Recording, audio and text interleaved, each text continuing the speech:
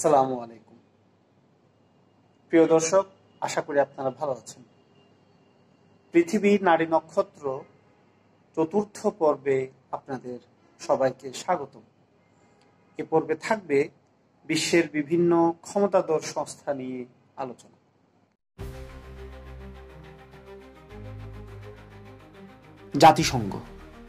জাতিসংঘ একটি আন্তঃসরকারি সংস্থা। এর উদ্দেশ্য আন্তর্জাতিক শান্তি ও নিরাপত্তা বজায় রাখা, জাতিসমূহের মধ্যে বন্ধুত্বপূর্ণ সম্পর্ক গড়ে তোলা, আন্তর্জাতিক সহযোগিতা অর্জন করা এবং জাতিসমূহের কর্মকাণ্ডকে সমন্বয় করার কেন্দ্র হিসেবে কাজ করা। বিশ্বের বৃহত্তম আন্তর্জাতিক সংস্থা 1945 সালে প্রতিষ্ঠিত হয়, যার সদর দফতর যুক্তরাষ্ট্রের নিউ ইয়র্ক শহরে অবস্থিত। সংস্থার বর্তমান সদস্য সংখ্যা 193। সাধারণ পরিষদ, নিরাপত্তা পরিষদ, অর্থনৈতিক ও সামাজিক পরিষদ, ওসি পরিষদ, আন্তর্জাতিক আদালত, সচিবালয় হচ্ছে জাতিসংঘের প্রধান অঙ্গ সংস্থা। এর মধ্যে সবচেয়ে প্রভাবশালী হচ্ছে নিরাপত্তা পরিষদ। এই পরিষদের যে কোনো প্রস্তাবে 5 স্থায়ী সদস্য যুক্তরাষ্ট্র, ফ্রান্স, যুক্তরাজ্য, রাশিয়া ও চীনের ভেটো দেওয়ার ক্ষমতা রয়েছে। এই সংস্থার 7টি নীতি রয়েছে। নীতিগুলোর সারমর্ম হচ্ছে সদস্য রাষ্ট্রগুলোর সার্বভৌমত্বের প্রতি সম্মান, তাদের অধিকার নিশ্চিত করা, বিরোধ মেটানো ইত্যাদি। প্রতিষ্ঠার প্রায় 80 বছরে এসে সংস্থাটির উদ্দেশ্য ও নীতির যথাযথ বাস্তবায়ন না হওয়ায় এর অস্তিত্ব এখন প্রশ্নের মুখে। একে এখন অনেকেই মজা করে বলেন ছবির বাঘ, কারণ বৈশ্বিক সংকট সমাধানে সংস্থাটি এখন অকার্যকর। ইউরোপীয় ইউনিয়ন। দ্বিতীয় বিশ্বযুদ্ধের পর ইউরোপে জাতীয়তাকরণের ফলে সংকটময় পরিস্থিতির সৃষ্টি হয়। সংকট সমাধানে নিজেদের মধ্যে যুদ্ধ কলহ বন্ধ ও পরস্পর ভ্রাতৃত্ববোধ বৃদ্ধির লক্ষ্যে বেশ কিছু চুক্তি সই হয়। এসব চুক্তিতে সই করে ইউরোপের বেশ কিছু দেশ। এরই ধারাবাহিকতায় 1992 সালে 7 ফেব্রুয়ারি নেদারল্যান্ডসের ম্যাস্ট্রিচট শহরে ইউরোপীয় সম্প্রদায়ের সদস্যদের মধ্যে ম্যাস্ট্রিচট চুক্তি সই হয়। 1 নভেম্বর 1993 সালে এই চুক্তি কার্যকর হয়, যার ফলে ইউরোপীয় ইউনিয়ন এবং ইউরোপের একক মুদ্রা হিসেবে ইউরো চালু হয়। এই সংস্থা ইউরোপের অধিকাংশ দেশের অর্থনৈতিক ও রাজনৈতিক জোট।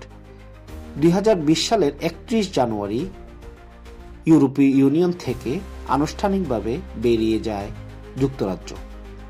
বর্তমানে ইউরোপীয় ইউনিয়নের সদস্য রাষ্ট্র সংখ্যা 27। আফ্রিকান ইউনিয়ন আফ্রিকার 55টি দেশ নিয়ে গঠিত। প্রতিষ্ঠিত হয় 1963 সালের 25 মে। এর সদর দপ্তর ইথিওপিয়ার আদ্দিস আবাবায়।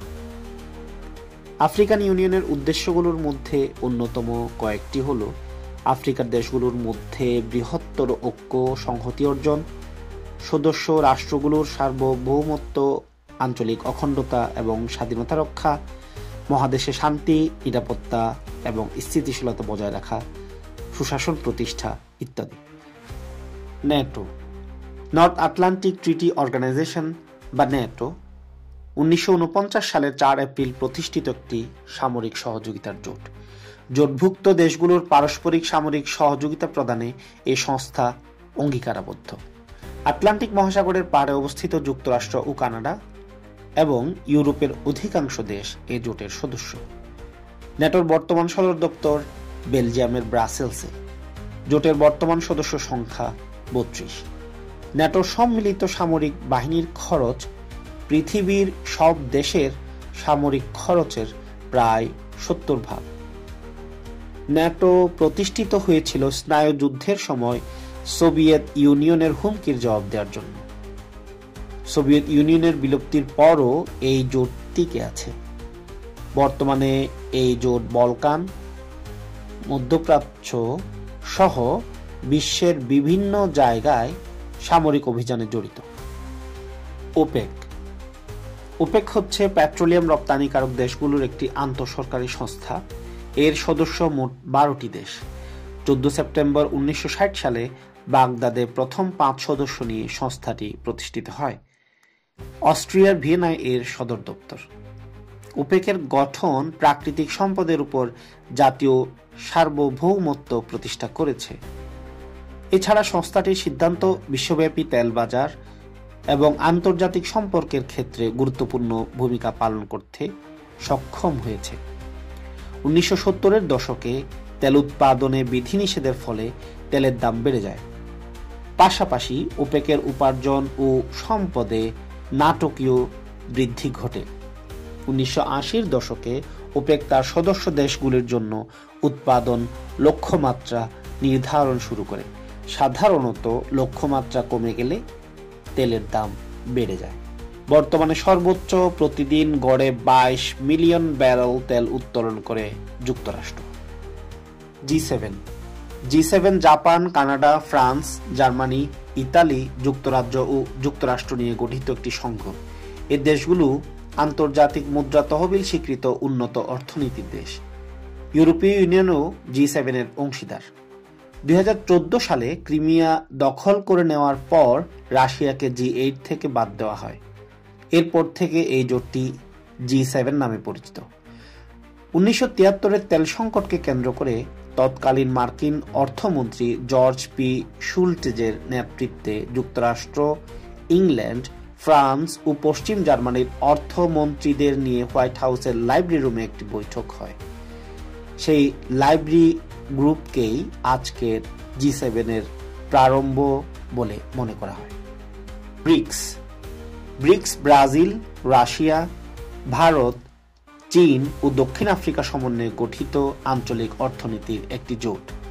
এতে অন্তর্ভুক্ত সব রাষ্ট্র উন্নয়নশীল অথবা সদ্য শিল্পোন্নত, কিন্তু তাদের বিশেষ বৈশিষ্ট্য হচ্ছে উচ্চ অর্থনৈতিক প্রবৃদ্ধি এবং আঞ্চলিক ও আন্তর্জাতিক ঘটনাবলীর উপর উল্লেখযোগ্য প্রভাব। এ জোটের বর্তমান সদস্য রাষ্ট্র 10। দেশগুলোর সম্মিলিত জনসংখ্যা প্রায় 400 কোটির কাছাকাছি। গোটা বিশ্বের মোট উৎপাদনের প্রায় 35% আসে ব্রিক্সভুক্ত রাষ্ট্রগুলো থেকে।